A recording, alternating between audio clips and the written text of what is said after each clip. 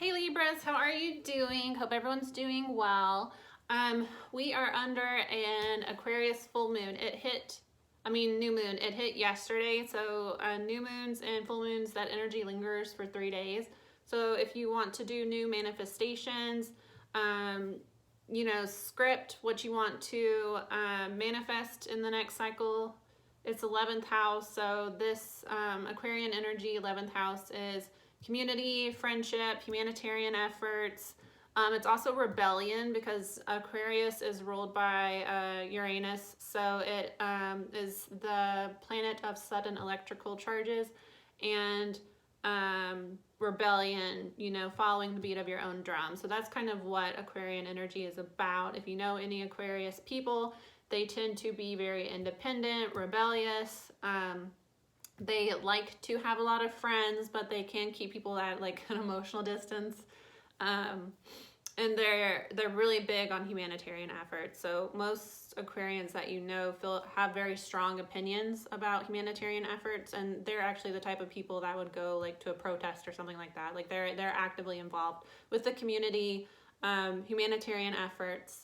But they are sister signs with Leo, so those two sister signs have ego, so they have they're fixed signs with strong ego. So whatever. That's Aquarian energy. We're under that right now. We're in Aquarius season until the 18th, then we'll switch over. 18th, 19th, we'll switch over to Pisces.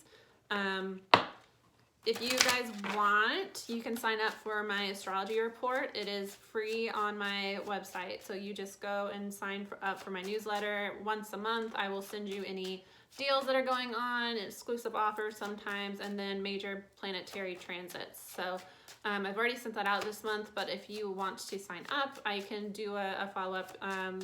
The big transit was yesterday, but there are a few more later in the month if you want to sign up for that. And also, like I said, we're still under, that energy is still lingering a little bit, so you can still do a new moon ritual today or tomorrow. If you're doing it tomorrow, you want to do it earlier. I think like 5 p.m. Eastern, something like that. Anyways, I don't know what happened. I'm wearing the cat ears to keep my hair out of my face, so the cat ears are not part of the ensemble. It's more so to keep my hair out of my black lipstick. What happened with the rest of the face? I was playing with makeup and things took a left turn. It's what usually happens. I get more of like, ooh, I want to try this, than like, oh, let me like, I'm filming videos. It's not like I'm going out in public. Even if I were, who cares? Anyways, you guys are the fashionistas, you and Leo, because they like attention. They like to be center of attention, but more so Libras and Tauruses are very into fashion because you are ruled by Venus. Today's Venus Day. So this is really, Fridays are the best days to do, other than like, if you're doing with the moon cycle or important like transits. Every planet has a day. Fridays are Venus days. So that's why a lot of people like to go on dates on Venus days. That's, you get paid usually on Fridays. So Venus rules love, like luxury. So it rules money because second house is personal finances. And then 7th house is like long-term partnerships, marriage. So that's what Venus rules over. So money and love, luxury. More so like luxury than like money in particular, because second house is like your belongings, it's your personal finances, your belongings. I don't know why I'm telling you guys this. We're just,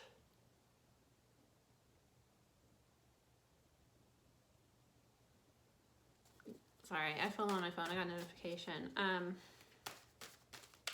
I have an Aquarian Mercury, so I'm going to be very, very spacey and bouncing around. It's going to be very hard for me to focus, so hang with me, guys. Sorry. Anyways, let's get to the reading. I don't know why I'm talking about astrology. Somebody wants to know. Sign up for my astrology report. If you're like brand new, I can give you tips. But yeah, like second house Taurus ruled is personal belongings, personal finances. Eighth house is other people's money. And it's also like inheritances, stuff like that. So Venus doesn't rule like money, but Venus rules like luxury and like money in a way. There are other planets you can work with money. Like Jupiter is a good one to work with money too. But Venus, anyways, like treat yourself as Venus energy. And also like love. Love is 100% ruled by Venus. So Fridays are a good day to do like love manifesting rituals. Anyways, let's get into it. What does Libra need to know? I feel like that was a long intro. I feel like I might like comment when the reading starts. I always feel bad when I'm ranting. Okay. High Priestess at the bottom of the deck. The Lovers, Two of Cups, the Tower, Five of Wands, Temperance. Okay. Could be right off the top, Pisces, Scorpio, Cancer. Death card. So an ending, a natural ending, a transformation has taken place. Eight of Swords, feeling trapped, stuck in your head, not sure how to move forward here. Three of Cups. So Three of Cups can take on two distinct energies in tarot reading. So less scandalous is fun. It's like reuniting, partying, having a good time. But Three of Cups also can point to a third party, especially if there's multiple threes or something like Seven of Swords. With Eight of Swords, Three of Cups, this is somebody wanting to come back towards you. Could be a Sagittarius because I see a little horse. Somebody wanting to come in and sweep you off your feet here, but they feel kind of trapped in a situation. They feel stuck in their head about how to come back towards you, and it could possibly be that there was a third party involved. Chariot after that is unstoppable movement forward. It's Cancer card, finding balance so that you can move forward. So you might be moving away from somebody here, but they're wanting to chase after you with this, the Death card. They don't want this to end, but they're kind of stuck in their head about how to come back towards you. I don't know why I see the cheesecake. Could be like somebody's birthday is coming up soon. You know, if you're a Libra sun, not, but you know, you should know more than just your sun sign. You're really limiting your astrology. How astrology is like determines your whole life. You can look at your birth chart and see your life path, especially if you know your rising and you're able to like actually map out your chart. You would be shocked if you looked into it. You need your where you were born and the time preferably. But you're not going to be full Libra. You're going to have other stuff in your chart. So obviously, this is not for a Libra sun, is what I'm saying. But it could be somebody's birthday is coming up with the cake here. Or, like, I don't know, I just see the cheesecake, that it feels significant. So you might, like, you know, have a shared interest in cheesecake. Maybe you went to the Cheesecake Factory together. Maybe you, like cheesecake and they know that. They've got you a cheesecake before. I don't know. The cheesecake feels significant to somebody. I like cheesecake. The High Priestess at the bottom of the deck, Lovers under that, so it could be a Gemini. Two of Cups, the Tower, Five of Wands, Temperance, the Wheel of Fortune, King of Wands. Yeah, so somebody, there has been, this is like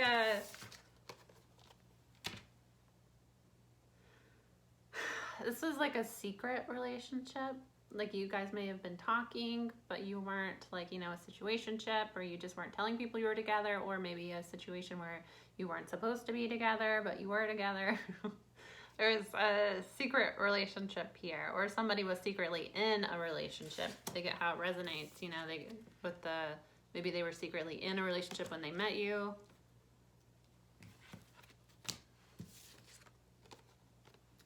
Two of Cups and the Tower.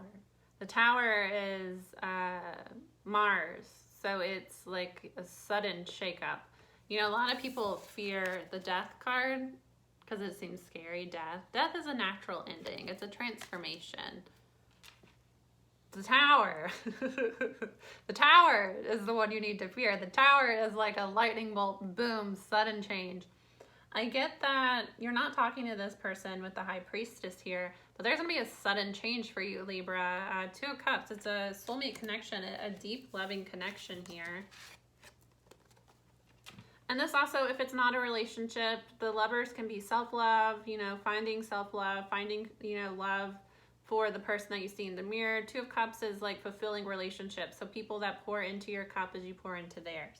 So it could be that as you're finding self-love, you are going to be attracting soulmate type relationships where people are going to give love back to you as you give to them. Five of Wands, Temperance. So there has been some chaotic energy, people in your business, but with Temperance here, Sagittarius, the Temperance is like a, you know, balancing out. Things are going to work out. It's going to be okay. And it's also angel interference. So if there have been negative people interfering with your love life, possibly, or just how you see yourself, you know, your spirit guides are going to take care of that situation. So don't worry about that. Wheel of Fortune, there's going to be a turn in fate for you with Jupiter here. King of Wands, Two of Pentacles, Judgment. So there was a King of Wands. So this is an Aries energy. And then Ace of Pentacles is under that. So how I'm taking this, King of Wands is somebody that is very creative, passionate, they're very fiery, they can have a temper, they can be a little bit of a playboy, or they just, you know, don't want to settle down. They lead with passion in their lives. So they're impulsive. It is an Aries card. Somebody was juggling too much. They had, you know, they were trying to keep up several different things in their life. Could have had other people interfering, like friends telling them, you know, this is what you should do, this is what you should do. And this person really had to make a decision here. They were trying to keep up too much, and it was, you know, weighing on them here. I do get that something has ended with this person. But during this separation, after things have ended, it's helped them make a decision here, because we go from the Two of Pentacles to the Ace. So they have made a decision on, you know, what, this is a new beginning in the material. So somebody has made a decision on like what it is that they want here.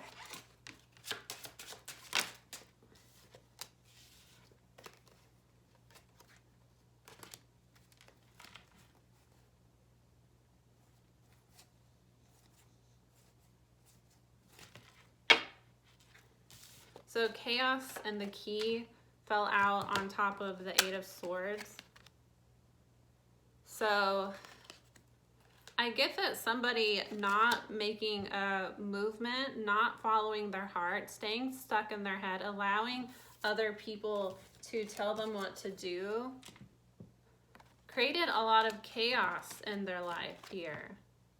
But I get with the Key and then the Lady at the bottom of the deck, I feel like there is a feminine energy here that has either two stories. They have either a feminine energy came into somebody's life, and again, it doesn't necessarily have to be a woman. A feminine energy came into somebody's life, and no, it's not two stories. Sorry. It's the Aquarian energy, and it's an air reading, so it's double ADHD. Sorry. Okay, this is what I'm getting here. I don't mean to confuse you. Because I was gonna say that, you know, with the Key to Chaos, the Lady, you know, a feminine energy coming into your life and creating chaos was one story, but under the Lady is the Door and then the Compass. So So I get more so the energy is that a feminine energy came into somebody's life and helped release them from the chaos, because, you know, with the key and the door, and also, you know, this person feeling trapped, this person felt trapped by chaos in their life, but they didn't feel empowered enough to make a change and, you know, do something about it. It could have been that, like, they were in a chaotic relationship, an abusive relationship. They had a lot of friends around them that were influencing them. Maybe their family was telling them what to do. You know, they had a lot of other people with the Five of Wands telling them what they should do, telling them which way to go, and it made them feel very trapped because they weren't able to follow their own intuition. They had too many people in their business, too many people telling them what to do. And I get that there was almost a fear that if I choose myself and I do what I want to do, I am going to lose everybody that I care about, you know? And I feel like there was a feminine energy that came into somebody's life and kind of revealed that, like, you have the key, or this can also, take it however it's nice, this could be also the feminine realizing that they had the key to unlock the door the whole time. You know, it was, the Eight of Swords is a mental prison. It's not like, you know, they're actually stuck. It's air. It's thought. So you're stuck in your head about it. Like, you know, she is blindfolded and up against the bars, but, you know, she could literally just walk away, you know, let go of this and walk away, and she would not be stuck. Feeling stuck in your own head. But anyways, under the Death is the Flame. So an ending has occurred here that has transformed somebody, and they have found, like, the inner fire within themselves. Let's see, I'm just going to leave those 4 under Eight of Swords. Because the compass under that, somebody is finding their way here, but I get that a situation needed to end. And it was kind of like almost a karmic situation where,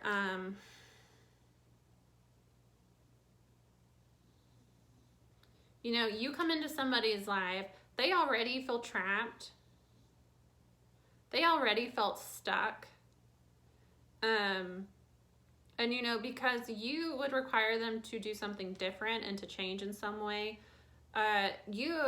this person's presence at first overwhelmed them and made them feel like, well, nothing, it's not going to work out with this person because I'm trapped here.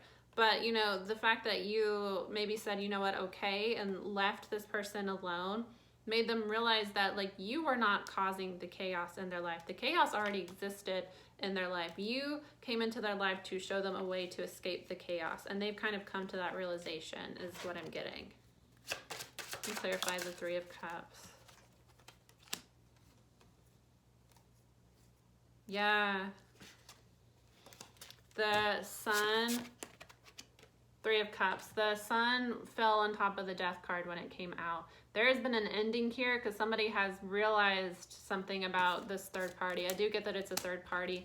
Or again, it could be that they want to reunite with you, want to come back towards you because they know that, like, you are where the sun is, you know? They're happiest with you. They're blessed with you. But also illumination on this third party. Whatever was keeping them trapped here. There's been some sort of realization here because bottom of the deck, Lord and Stranger, the Moon. So, again, there's a couple here. The Lady and the Lord is a couple. Now this can be, it can be a masculine or a feminine energy because it can be, you know, there was a masculine energy here that was, you know, not who they said they were. They were being deceptive. They were manipulating. They were, you know, playing both sides. But this could also be that a masculine energy has discovered that this is the third party. You know, the third party that they chose over the connection wasn't who they said they were, was manipulating this person.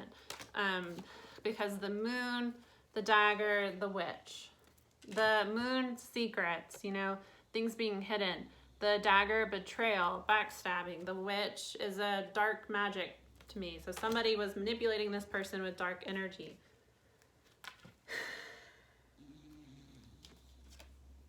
You can hear Callie snoring.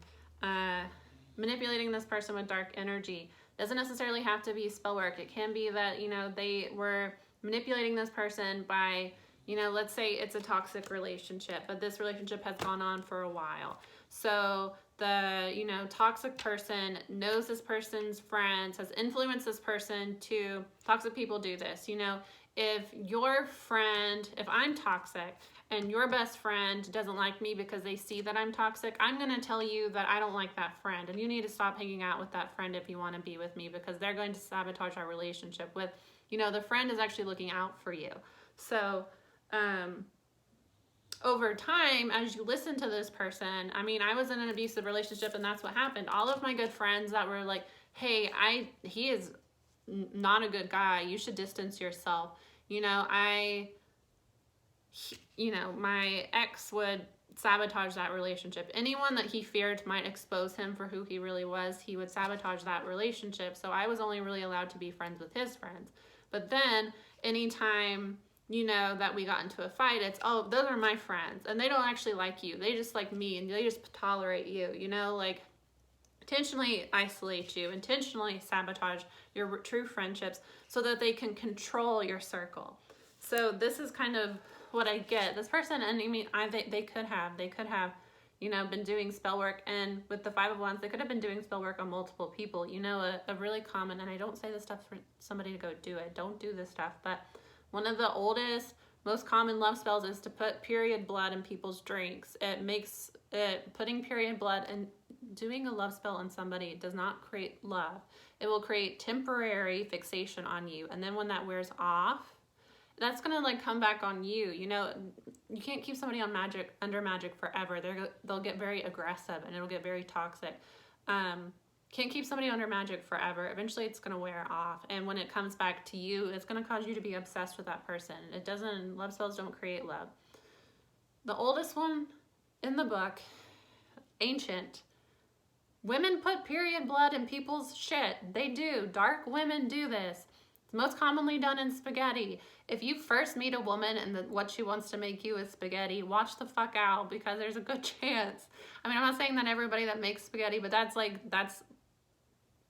Google it. That's like number one you need to be aware of. If the woman seems kind of toxic and weird and she wants to make you spaghetti, if she wants to make your drinks and she's in the other room and she's kind of like,